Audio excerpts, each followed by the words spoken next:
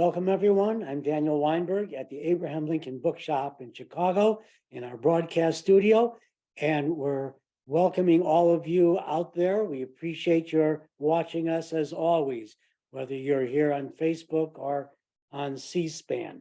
Thank you for being with us. We're very happy to have Edward Achorn here for his wonderful new book, a necessary book. We haven't had one on this subject in this depth. So this is going to be on every Lincoln shelf. For over 20 years, Edward was an editorial page editor at the Providence Journal in Rhode Island. He was a Pulitzer Prize finalist for Distinguished Commentary and winner of the Yankee Quill Award, which is for the Lifetime Achievement in Journalism. He's the past author of a number of books, one of them, Every Drop of Blood, the momentous second inauguration of Abraham Lincoln. We were supposed to have Ed with us, but COVID stopped that when the book came out, but it still did very well. If you want a copy, we have some first editions, hardcover signed for you. He also has written two classic books about 19th century baseball and American culture, 59 and 84, and The Summer of Beer and Whiskey. But his latest book is called The Lincoln Miracle, Inside the Republican Convention That Changed History. It's an Atlantic monthly press book, 516 pages and illustrated, and is $30. So as a beginning, I want to just say that it's elegantly written in a style that keeps you reading on, which is no surprise for an award-winning journalist, by the way. And of a special delight with a large number of excellent quotes from participants. It's just full of that. And you really did your research to find those. But you certainly didn't bury the lead, because as a good journalist, you let us know that who won at the end, but it's very suspenseful. And I found myself suspending belief to figure out who is actually going to be nominated at the end of the convention. Before I get into it, and I want to ask you one thing, and then near the end of the book, you call Lincoln a marbled god. Well, I think of George Washington as a marble man, but not really Lincoln. I concede maybe soft granite. But how is he a marble god? Well, he's in marble at the Lincoln Memorial. I mean, he's in a marble temple, so he's considered this sort of saintly American figure. And I think his humanity comes through in spite of that. They can't quite make a marble god out of him like Washington. He's just too human. He's too funny, and he's too tortured, and he's too much like the rest of us.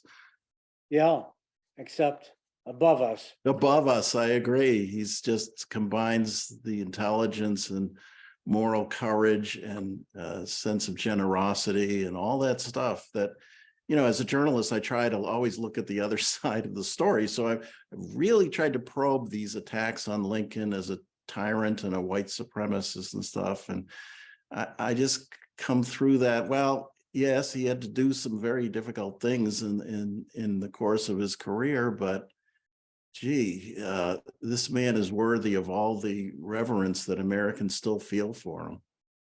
Yeah, he was a 19th century man, and we have to continue to remember that. And so he was not a god. He was certainly not a Jesus. That's the only person you could say is a god, right? So, but he was a 19th century man, and we have to remember that. But he rose above himself. And whatever he felt inside that we today would excoriate, perhaps, his actions belied all of that.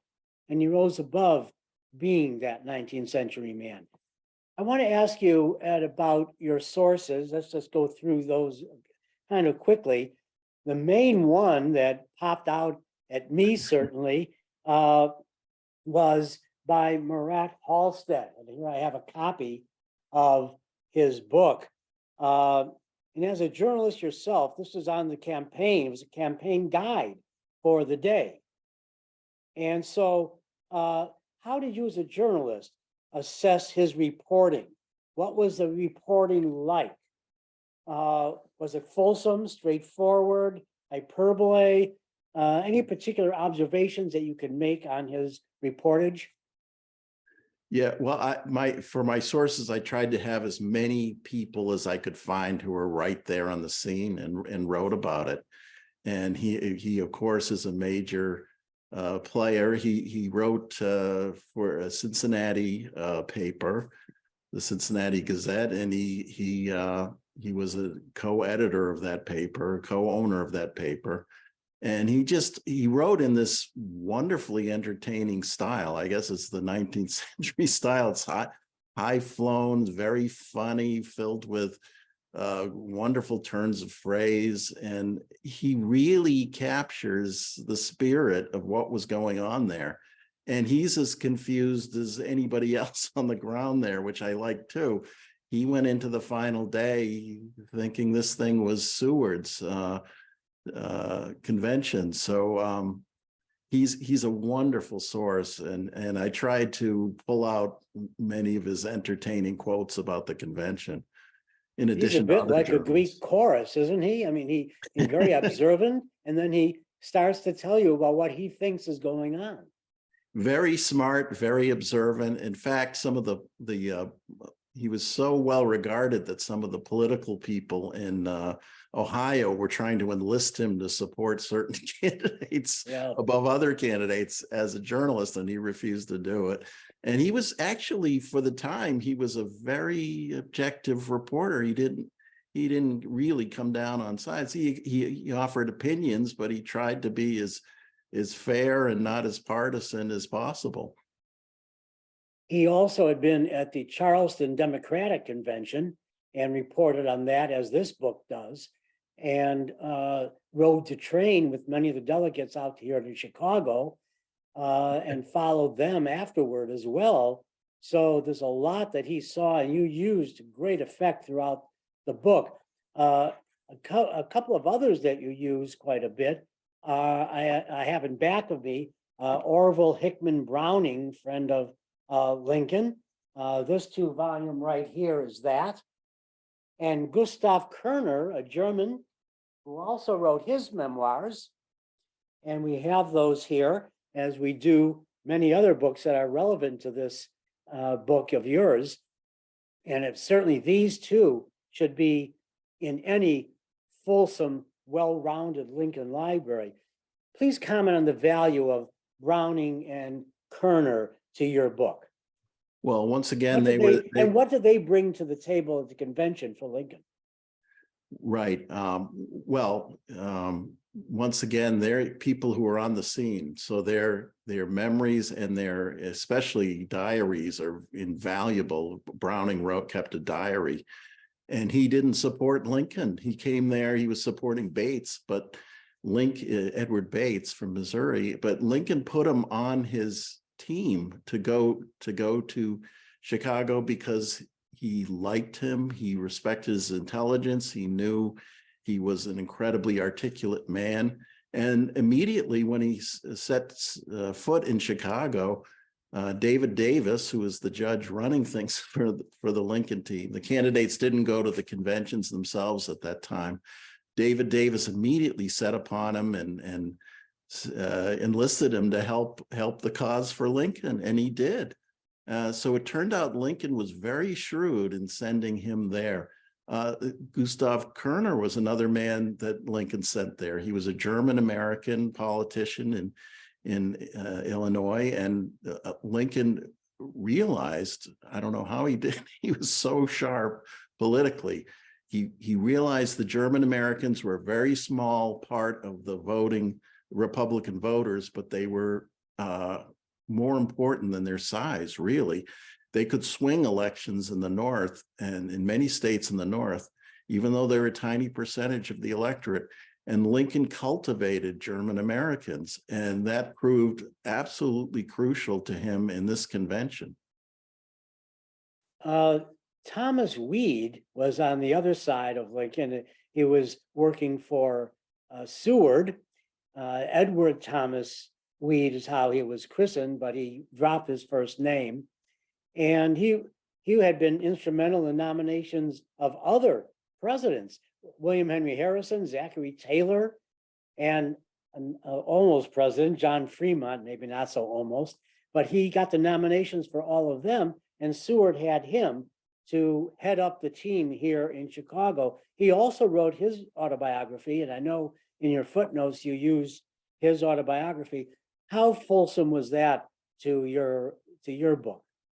Yes, Thurlow Weed. He was a Did I say I said Thomas, didn't I? yes, It's yes, Edward Thurlow Weed. yes, Forgive me. You're right. Thurlow Weed, a Thank you. very unusual name, but he was, as you point out, he was an extraordinarily important figure in the Whig Party and then the Republican Party. He was an Albany, New York newspaper editor, and he began in time to really he could make or break Senate candidates and presidents. He had a political machine in New York that was incredibly well funded. Some people thought it was funded through corrupt means, but he was very devoted to William Seward. He sort of devoted his life to the advancement of Seward. And he came to this convention very much convinced this was Seward's convention, and finally he would get the job he deserved to get, which was President of the United States.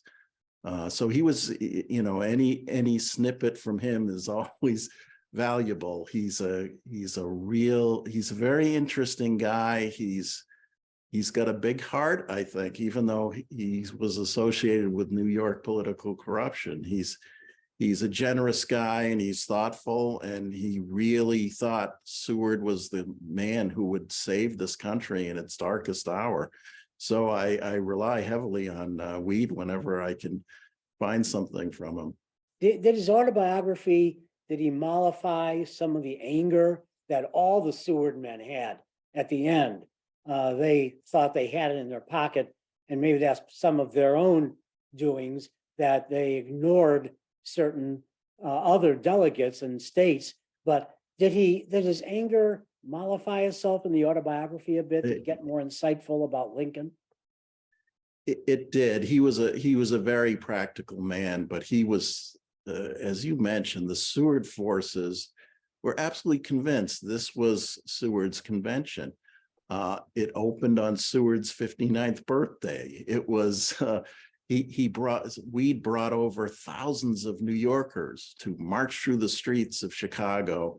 Weed really understood crowd psychology, so he wanted to have a lot of supporters on hand, even though that was very expensive, on hand in Chicago, marching, filling up the wigwam, spreading word that Seward's the one. And and they kept sending telegrams to Seward all week. This is in the bag. Don't worry about it. You're all set.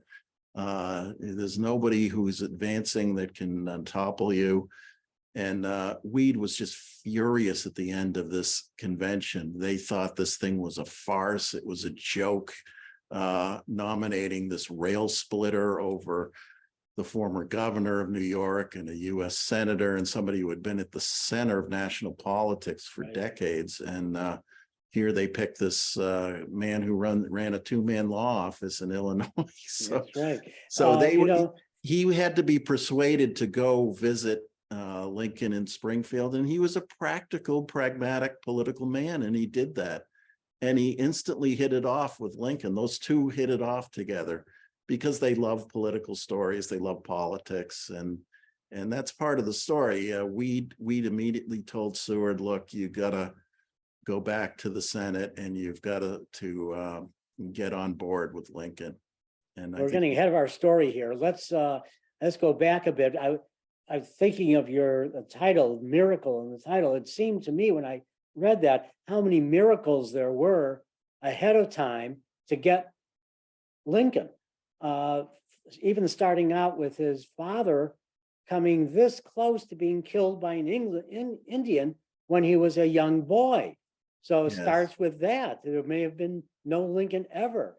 And having Lincoln's little engine that Billy Herndon, his law partner, talked about, and his own curiosity, and then having Judge Davis, Chicago, chosen for the wigwam, the seating chart, forged tickets, and too leisurely and too confident a Seward parade before they started to do the ballots. But we'll get to that shortly. Tell us about Lincoln's campaign managers. So they're the miracle behind all this. And briefly compare and contrast them briefly. David Davis, Jesse Fell, Leonard Swett, Norman Judd, who Davis didn't like and Mary Lincoln hated, and Jesse Du Bois. How did they act as a group?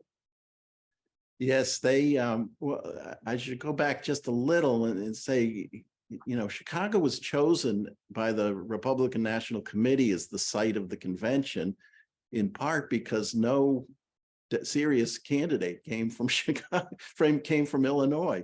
They thought Lincoln was really not a top tier candidate. So that's one of the miracles. And then and that was Norman Judd, yes? Yes, Norman Judd working.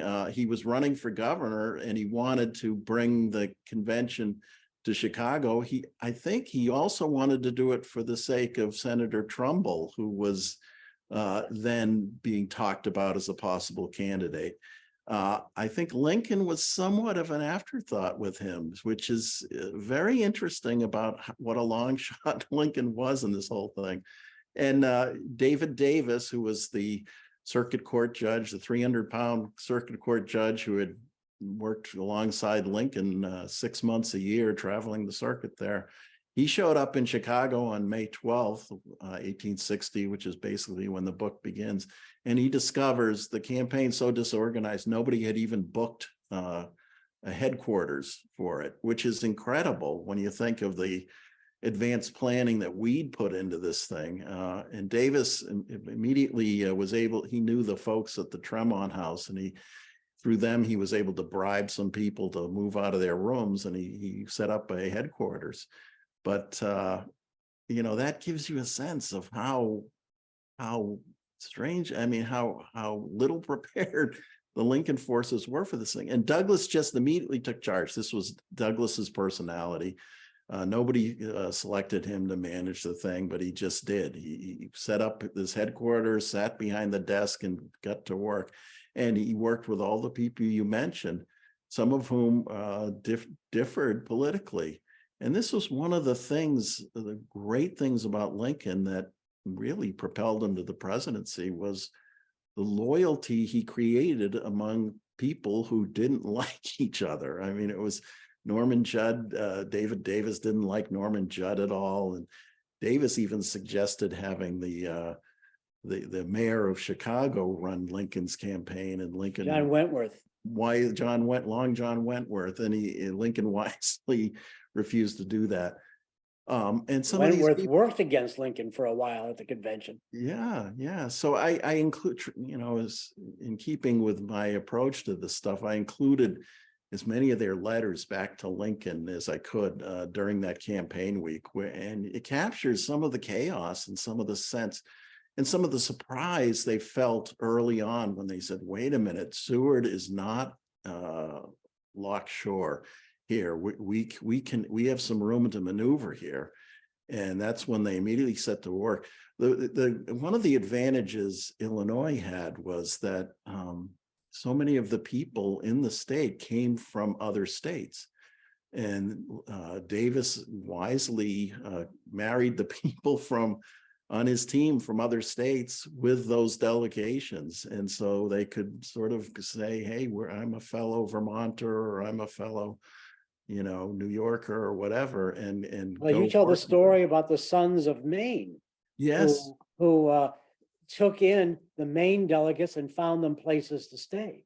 Yes, this was one of the wonderful things about being a pioneer state, that people really, they were homesick in many ways for the states they came from. So they reached out to the delegates from those states and made them feel welcome.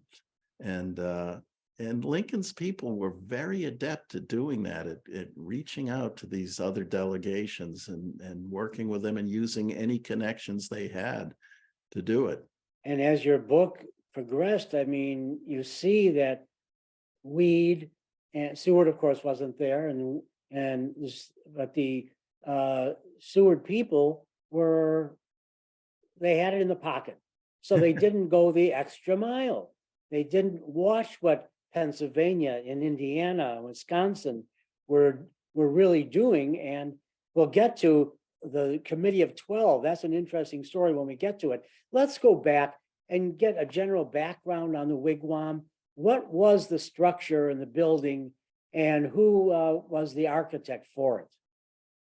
Yes, well, it was thrown up in just 6 weeks. It was originally, they were going to try to use another building in Chicago, but the Republicans really wanted to send a strong message. The Republicans of Chicago and Illinois wanted to send a message to the rest of the world. Look, Chicago is really a first-rate place, and we do things big here. And so they wanted to send out a message like that. So they built this thing in just a matter of weeks. It was a wooden structure. It was sort of not finished wood. They built it up against the side of another existing building, a brick building, and it was very, very basic, but it did the job. And the ladies of Chicago were enlisted to put up bunting and to put up evergreens. And you can imagine what this thing was when gas lights started flaring in it. And in fact, I was mentioning that Bruce Catton said altogether it must have been one of the worst fire traps in America ever built. And that's really the case. It was extraordinary. Lucky it didn't go with all the delegates in there. And you give wonderful, really, you take pages to talk about what the inside looked like, how it was, and how the ladies were even putting bunting up as the delegates were coming inside. And you paint a wonderful picture of Chicago and what it was like.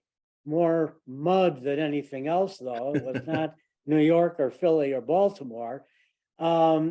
So tell us about the delegates. What was the makeup of the delegates? What were their political makeup? Maybe they're even their occupations. Who were they? They were from across the political spectrum in the Republican Party, which was a pretty wide spectrum, because this party was really a hodgepodge of all different sorts of things. The only thing that really combined them was a hatred of the Democrats and a desire to win political office. So these were political professionals from all across the country. A lot of them were lawyers. Some of them were editors. They were professional men who were serious about politics. And one of the first things I discovered researching this book is that they were, they not at the top of their minds was not who's going to be the best president in this if we face this terrible national crisis that seems to be heading our way. They weren't interested in that. They were interested in which candidate would get the most of them elected, which one would drag the most of them across the finish line. And that's really how Seward started to go under. But it was a very diverse group of people, including people who didn't even call themselves Republicans. From Pennsylvania, for instance, they called themselves the People's Party because they didn't want to be associated completely with the Republicans. And they included elements of the American Party, which was known as the Know Nothing Party, which was opposed to the level of immigration going on in the country and so forth. So it was a really motley crew, former Democrats, former Whigs, and they didn't like each other very much. So whoever was going to be nominated had to be somebody who could appeal to a really broad, diverse range of people in this party. Wasn't slavery, though, a glue to most of them, why they left the Democratic Party or the Whig Party or wherever else. Wasn't that at least one thing that kept them all together? Yeah, if you would say what was the base of that party, it was people who were opposed to the expansion of slavery, especially. They wanted to put slavery into a box and have it set on the path to its extinction, so the country wouldn't be torn apart and they wouldn't have to worry about it. And this was very near and dear to Lincoln. Lincoln's whole thrust in politics from the 1850s on was anti-slavery, and he wanted to send a moral message. This is wrong. We can't abandon the moral sense that slavery is wrong, whatever we do to keep this country together, but we just can't give up saying that. And that was something that really bound the party together. Yet Seward, who was the anti-slavery guy there, I kind of think actually our last book here, Michael Zuckert, kind of got me into this mode that Lincoln was kind of hiding whatever. He was anti-slavery, he was certainly anti-nationalization of it, but whatever else he had against slavery, he certainly hid in the shadow behind Seward and let Seward take all the junk that came at him. And that's one of the things that, as you're saying, that many of the politicians from Indiana and Iowa, elsewhere, they were worried about getting elected. And Seward's coattails may not have been that. Right. Well, one of the things that had happened several months before this convention was John Brown's raid, the militant abolitionist who raided a federal armory and wanted to supply slaves with weapons to kill their white masters. And this created enormous stress in the country. And even in the North, I mean, the South was completely outraged, but even in the North, there was a feeling that maybe all this talk about slavery was going too far. It's putting an unbearable strain upon our political system, and it could lead to a civil war even. So people were a little nervous about being associated with somebody who was so stridently anti-slavery and famous about it as Seward. Now, Lincoln, I don't know if he was hiding, but he had said many of the same things. I mean, Seward's irrepressible conflict was very similar to Lincoln's house divided, cannot stand. And but Lincoln was not as famous as Seward. We tend to forget this because, from the vantage point of history, we know who was the big star. It was Lincoln. But in May 1860, the big star of the Republican Party was William Seward. He was the centerpiece in Harper's Weekly. He had the biggest write-up. Lincoln was the last candidate written about in a major piece in that magazine that day. Seward had been the boy governor of New York. He had been incredibly successful politically. He had been a very prominent U.S. senator, and he was really the superstar of the party. He had gone to Europe and met with world leaders, sort of the finishing touches on his preparation for the presidency. And here he's up against a man who ran a two-man law office and hadn't held office in more than a decade. You talk about that European tour that he did, and he was away at maybe a very crucial time.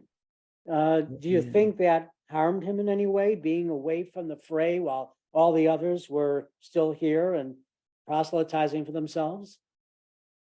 Well, in retrospect, you can make that argument that, it was a bad political move because other candidates could jockey for power while he was gone. But, Thurlow Weed wanted him out of the country for a while because he realized how heated the situation was, especially around John Brown and really how controversial Seward had become. So he sent him to Europe. And where he could meet with world leaders and send a message that this guy's really prepared for the presidency.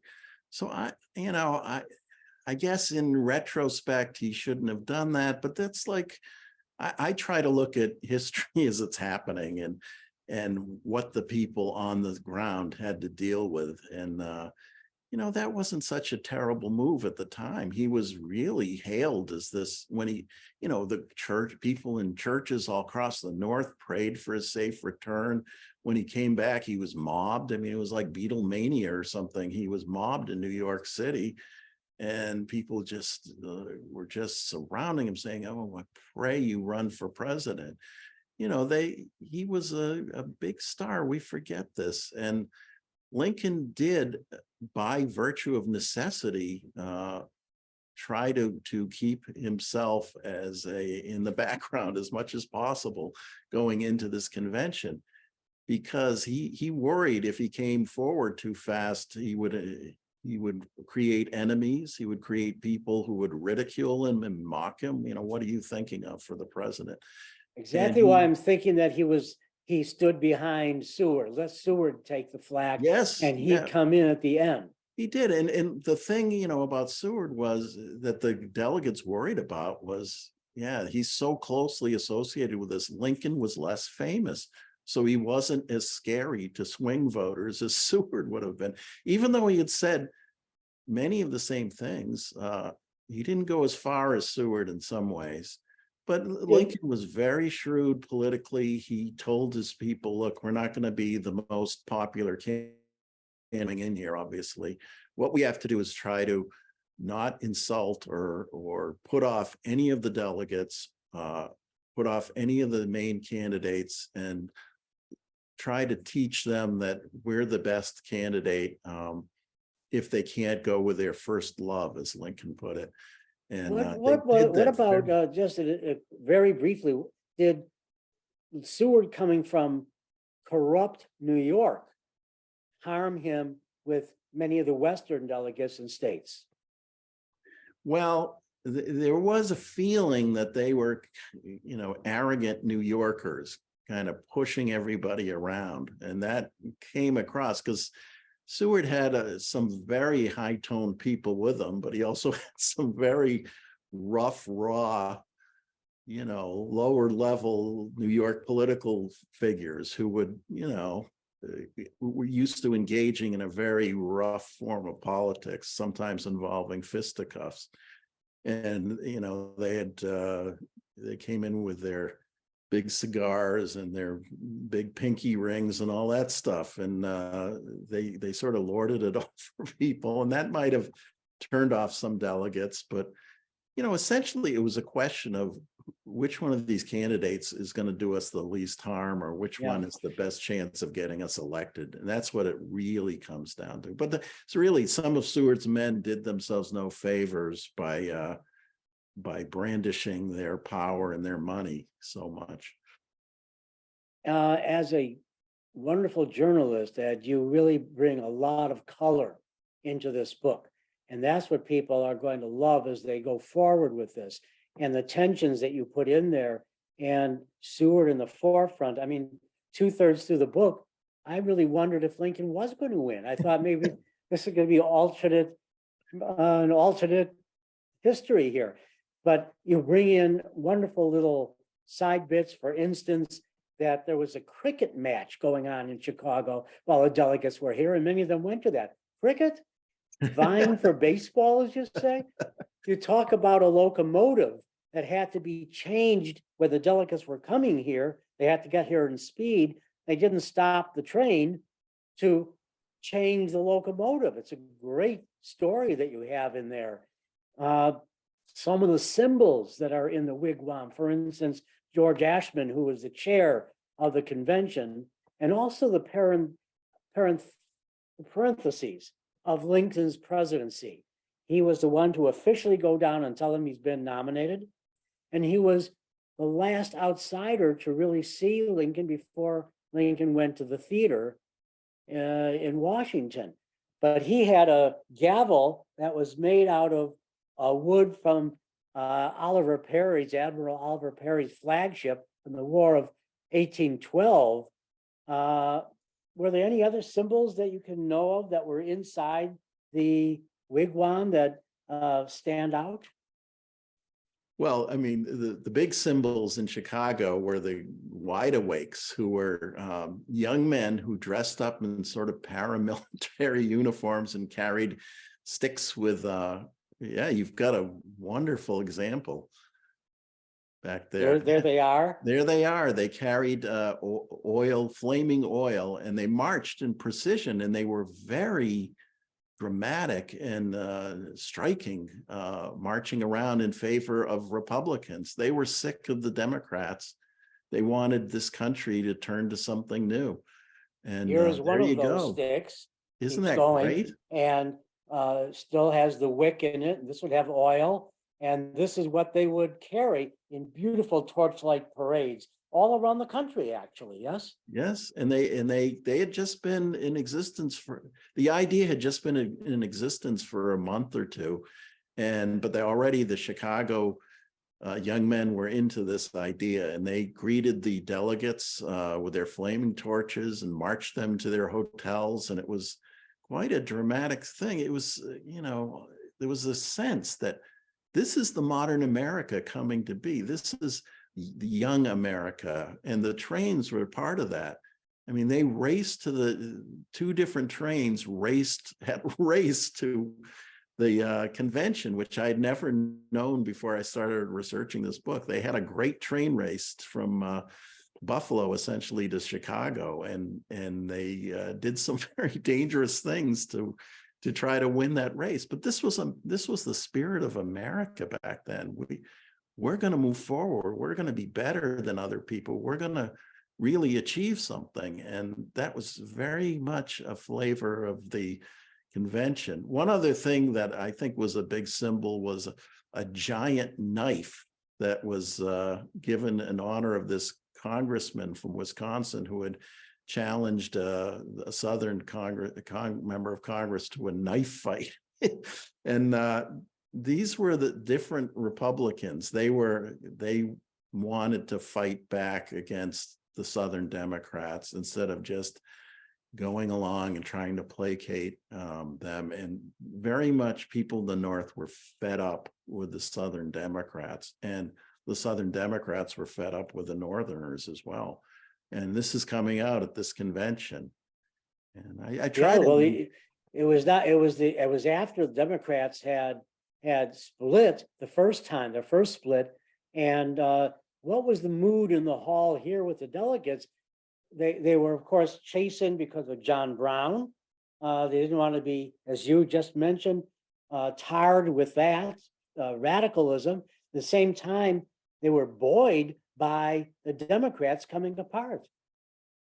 Oh, yes. At the Democrat convention in Charleston, they had been unable to choose a candidate, and half of the delegates had walked out, the Southern delegates. So it was very clear to many of the delegates going into Chicago that we have a really great chance to win the presidency here, even as a new party. I mean, they had only run one previous candidate for president in 1856. So they very much had a sense this is our time. We could do something real, and they didn't want to blow it on a symbolic candidate. They wanted somebody who would actually win. They took a long shot if they wanted to do that. While we're still inside, the seating plan was brilliant. That really helped during the balloting, the tallies that took place. There were 3 tallies. We'll get to that in a moment. But how was that pulled off? Joseph Medill of the Chicago Press and Tribune called it the meanest political trick I've ever had a hand in. And Henry Clay Whitney, a fellow lawyer on circuit with Lincoln, who wrote about Lincoln much later after the assassination, he wrote that it was a ploy, quote, known only to wicked Chicago. I'm proud of that. So what was the seating plan that helped so much? Yeah, this was Norman in that earlier picture of the interior of the wigwam. I don't know if you people notice it, but there's a giant stage down at ground level, and it seats all of the delegates, and they were on two different sides of the press. Yeah, you can barely see it there on the left down below, but they were basically split into two groups with the press in the middle. And Norman Judd, as the local member of the Republican National Committee, was assigned to come up with the seating arrangement for the delegates on the stage. And he very cleverly put all the strong Seward supporters on one side and the doubtful votes on the other side. And that made it easier for the Lincoln people to get to the doubtful votes between balloting, and almost impossible for the Seward men to reach them. So it was a very clever and crafty and possibly not very nice plan to give Lincoln a home field advantage there. Seward's delegation were surrounded by Seward people. Yeah. Others said, and they couldn't get across. And there was Davis. And of course, you give a great story about Davis sending Medill, the publisher, into the Ohio delegation where he wasn't supposed to be. And he was in the middle of it, proselytizing there. They tried to kick him out and it didn't work. Yes. That's right. That's right. They this was 19th century politics, and it was you could do whatever you can get away with, basically. And some of the things I love was the Seward. Weed had sent over all these thousands of people, and they were filling up the wigwam and screaming and making a lot of noise. And the Lincoln men said, "Boy, we got to do something to counter this." So they sent away for the two loudest screamers in Illinois to come. One of them was a Democrat, but he agreed to come. And they put him on opposite sides of the hall, sort of for a stereo effect. And they set up a system where somebody would wave a handkerchief, and then they'd start screaming. And so they set that up. And then somebody overnight,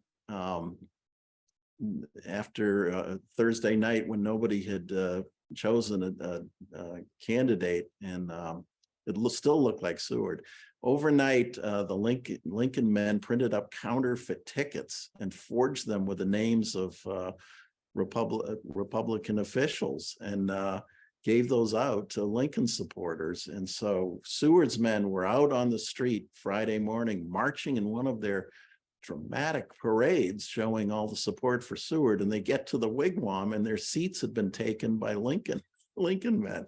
So this is just I think it's just wonderful stuff, and it's that's how Seward's men tried to bring, there were celebrities there positively, and people who were well known: Joshua Giddings, Henry Lane, Mary Livermore, who helped nursing during the Civil War so much, and suffrage later on. She was there, and the only woman in the press corps.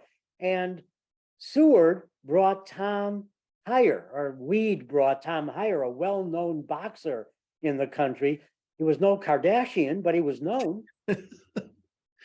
It is striking how well known he was. He was boxing was virtually an illegal sport. It had to be done in the dead of night in obscure places, but this guy, Tom Heyer, was the national champion, and he was a big celebrity. He was like Muhammad Ali or something. And he came to the convention, and he marched in the parades, and he got a lot of press attention. And apparently he helped the Seward team hold their own if it got into a violent situation. Yeah. I'm not sure if he actually fought anyone, but he was sort of an enforcer there for the Seward forces. And he loved William Seward and wanted to support him. There's so many stories that I would like to get to. Maybe we can briefly go through a few of them, elevator talk, and tell us about them, because I really want to get across all the different stories that are attendant to your book. For instance, the imbroglio over seating delegates from the southern states. There was a real contest over that. Oh, there was wild stuff going on. There was a fight about that in general, and it stirred up great animosity, because to be a Republican from a southern or even a border state like Maryland was very risky stuff. And some of these delegates were very offended when questions were raised about their delegations. But the classic one was Texas. Apparently, there was a Texas delegation that showed up, so-called Texas, and it seemed to have been created from people from Wisconsin, and they were Seward supporters. And so there's a big fight about whether they would be accepted. And I found this passage from somebody from Texas who said, look, if anybody was a Republican in Texas, he wouldn't live to talk about it the following day. So I think that was a fake delegation, probably made up of people from Wisconsin that actually got to vote in the convention. But actually the support for that delegate, the convention approved that delegation. And that was one of the signs on Thursday that, boy, things were going great for Seward. He was all ready to be nominated for president. There were a number of test votes that day, and Seward won all of them, and that was one of them. Well, then let's get to something we in the Lincoln world know about, and that is convention deals and Lincoln saying, no, don't make any contracts for me. Again, I kind of think he was hiding behind his political self and said that with maybe a wink and a nudge, that, but even though he felt he didn't want to be in a straitjacket with anyone, those on the ground knew they had to do that. So talk to us a little bit about what deals the managers did make and the committee of 12 that were overnight before the final tally took place. Well, yeah, they on Thursday, it looked very, very pro Seward. I mean, as I mentioned, those test votes had come out for Seward, and the people, delegates who wanted some alternative to Seward couldn't agree on anyone. So they selected a committee of 3 members from each from 4 swing states, and they decided to meet and decide on a candidate who would oppose Seward, somebody they could rally around. And they weren't able to do that before the convention reconvened that afternoon. And they were ready to vote, actually start nominations for the president. And somebody at the rostrum said, well, we don't have tally sheets yet. Are you guys willing to wait 5 minutes to get them up to the podium? And the delegates decided, oh, we're too hungry. We want to adjourn. We'll come back tomorrow morning and vote for Seward. So they adjourned. And that night, Lincoln's men went to work desperately to try to bribe or sway these delegations to go along with them. And I think he made deals. They did get a message from Lincoln Thursday night saying, make no deals in my name. And I don't know if Lincoln did that to have plausible deniability later, but I don't think so. I think Lincoln was worried about these people acting in his name in Chicago, making deals when he knew how important appointments would be to keeping the Republican Party together and having any chance of power. But that message arrived in Chicago, and David Davis and the Lincoln folks were just furious. Like, how can he say this to us? He's binding our hands. And Davis just said, Lincoln ain't here. You don't know what we have to deal with, and he'll just have to ratify it after the fact. And I just love that moment. That is so Davis. Lincoln ain't here. And Davis went ahead and made deals that night. Much later, he said, I lied, right? Well, Many years later. A friend of his said, oh, well, you must have prevaricated somewhat. And he said, prevaricated? We lied like hell. And one of the things he did was promise the same jobs to multiple delegations, in some cases, supposedly. But his big deals were with Indiana Indiana came there, according to Henry Clay Whitney, wanting to secure these very valuable jobs in the Interior Department. So they promised the Interior Secretary job to Caleb Smith from Indiana. And all of a sudden, Indiana was on Lincoln's team. And that really broke the logjam because Indiana plus Illinois gave Lincoln's enough votes on that committee of 12 to emerge as the alternative to Seward. So we actually have a picture, which we'll show you now, of a tally, a card.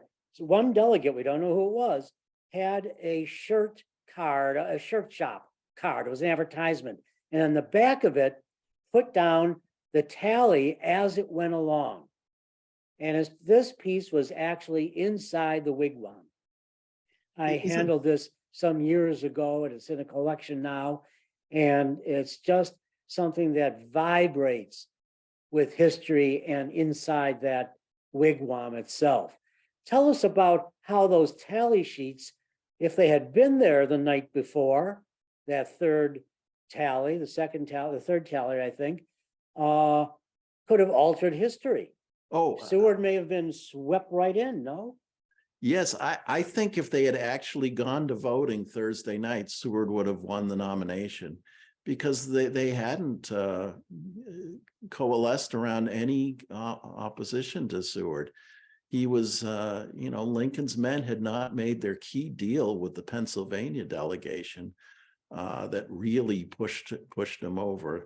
And so I think Seward very likely would have been president. And if that had happened, I don't think this country would be standing today. I think it would have been divided. I think you needed somebody of Lincoln's unique set of skills to guide us during that terrible crisis.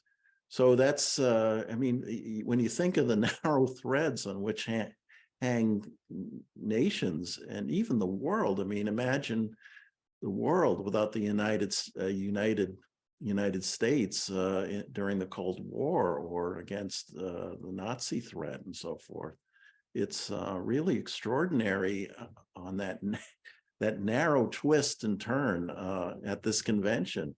And that's what part of the reason I call this a miracle. It really was.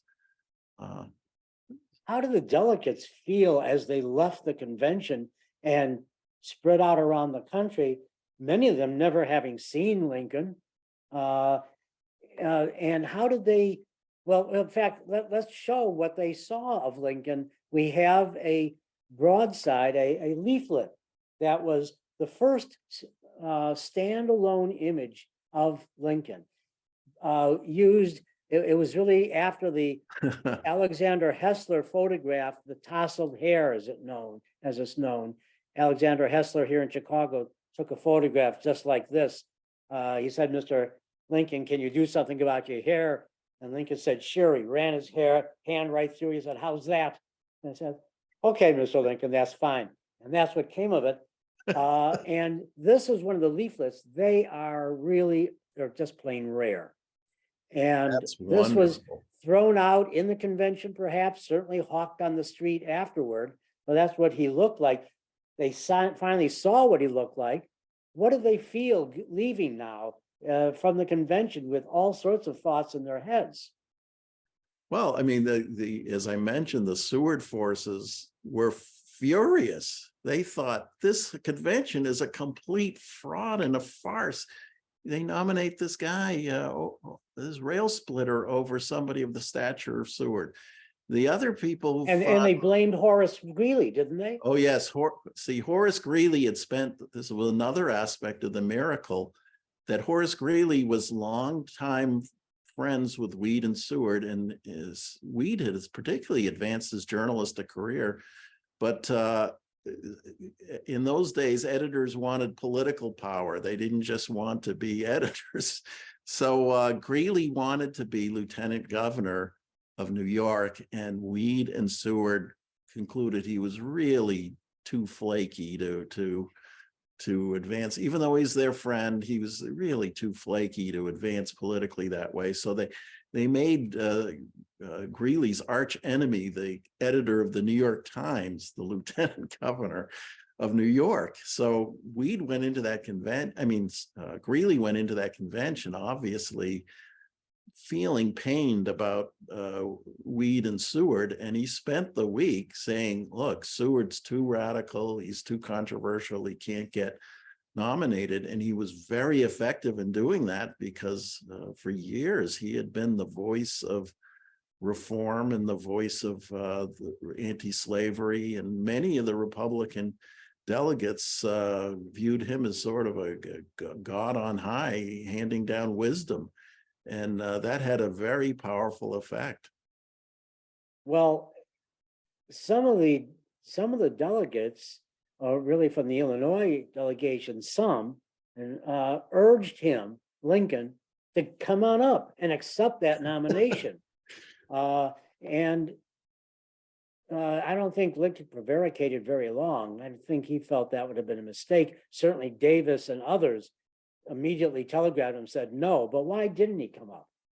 Oh, it's funny, in the Lincoln papers of the Library of Congress, you get one telegram after another, like 12 telegrams from very prominent associates of Lincoln saying, don't come up, don't come up, don't come up, don't come up. It goes on and on and on. It's very funny. They just wanted to make sure he got the message, which was, some people thought, oh, it'll be a great thing for the party to have the nominee come up. He's not 200 miles away, have him come up on the train and address the convention. And that is exactly, the Lincoln people thought, no, that would be terrible because it would really antagonize the Seward people, who they had to somehow sweet talk and get back into the party. And also, I think Davis personally was afraid of Lincoln finding out what deals had been made before the thing was set in stone. So they said to stay away. And Lincoln wisely listened to his friends and colleagues and did stay away. Well, afterward, a lot of these people who helped Lincoln, strongly helped Lincoln gain that nomination, became very upset with Lincoln over patronage. Now, Leonard Swett famously said Lincoln had more horses than oats. That's a great quote that you have in here, Yes. but it was true. And Lincoln was also fearful of appointing too many men from Illinois. So I'm wondering, his character was such that, David Davis said he had no emotional feelings for any person, even those who had helped him. And Ward Lamon, fellow lawyer friend and later bodyguard, said he loved no one but was kind to all. And so even his friends knew that, but he really had to turn his back. I guess he really had to look at the larger political picture in patronage. And I kind of wonder if he really felt like Lyndon Johnson did when he brought in into his cabinet a number of anti-Johnson people before the presidency. And Lyndon famously said, I'd rather have them inside the tent pissing out than outside pissing in. Maybe that was Lincoln. Yes, well, Lincoln, he was a genius politician in many ways. And one of the things he did very cleverly was focus on patronage. I mean, that he was concerned because he had to bring this very disparate party together. And he famously filled his cabinet with political enemies of each other, a team of rivals. And so he was very worried about appointing too many Illinois people. And this actually came up with David Davis a few years into his administration. A position came open on the U.S. Supreme Court. And Davis's friends went to Lincoln and said, you should appoint this circuit court judge to this very prestigious position. And Lincoln, I don't want to do it. I've appointed too many Illinois people to high place jobs. I have to consider other states. I really can't do it. And Leonard Swett particularly sat him down and said, look, you wouldn't be sitting in that seat if not for this man. And it's really, I think it's true. He wouldn't have been sitting in that seat if not for David Davis. So Lincoln reluctantly put him on the Supreme Court, and he became a darn good Supreme Court justice. Well, Davis, unintended, there are a couple of things that I have in my mind right now that I wanted to ask you about, that you bring out some stories that are really interesting behind the scenes things. One was that the Republican Party had coalesced in 1856 around Jesse Fremont, but they probably thought, and your book brings this out, that they didn't think that they were strong enough to actually win, and they put Fremont up as that sacrificial lamb.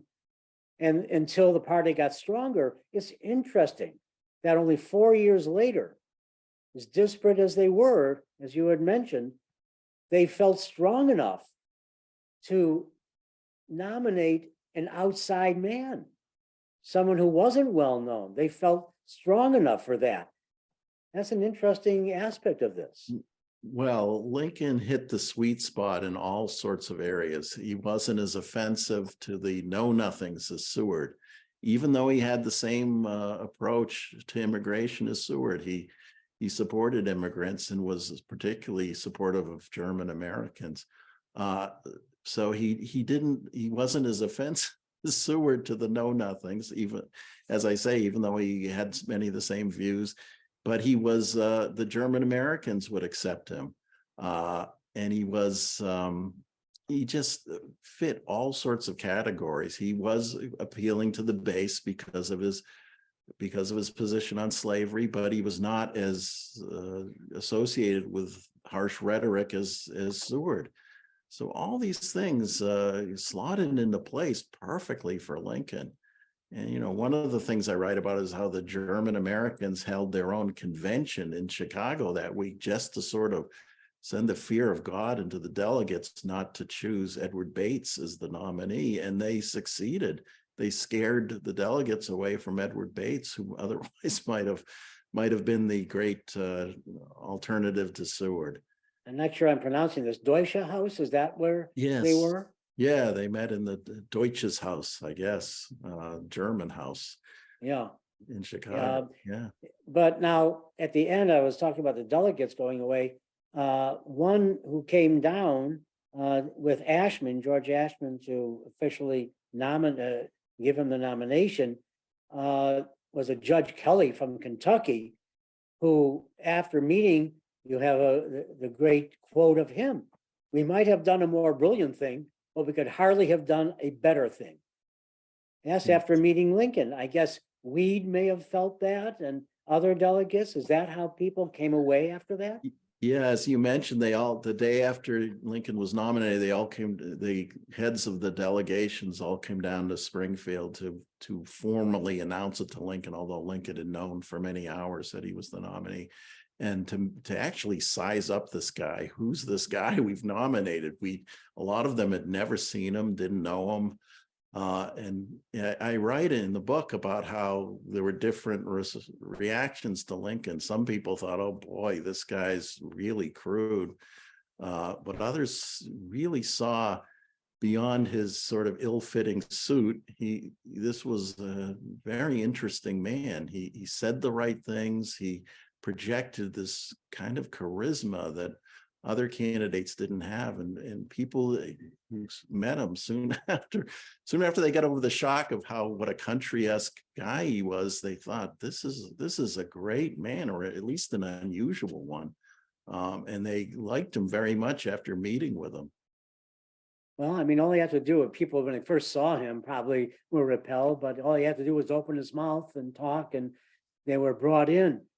You have 4 quick little quotes at the beginning of your book, and I want to quickly read them and ask you then, what do these quotes at the beginning of your book, what do you want to convey to the reader? Give us there's so much in it. I'm just going to say this first. There's so much in this book that you bring out as a journalist, as a researcher.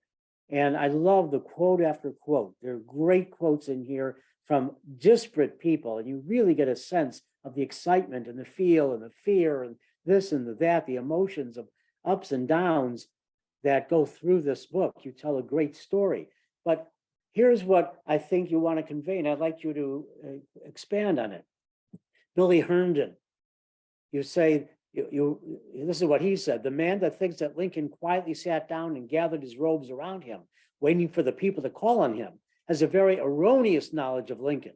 He was always calculating and planning ahead. His ambitions were the little engine that knew no rest. Leonard Swett, who we spoke about before: it is my belief if all the other causes had existed as they did exist and Judge Davis had not lived, Mr. Lincoln would never have been nominated and consequently never would have been elected president. Frederick Douglass said, without Chicago, we would have had no wigwam. Without the wigwam, we should have had no Abraham Lincoln. Without Abraham Lincoln, we might have no country, no government today.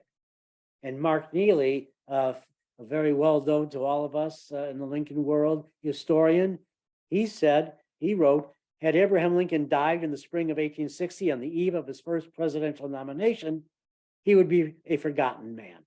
Yeah. Taking all of those together, that starts the book.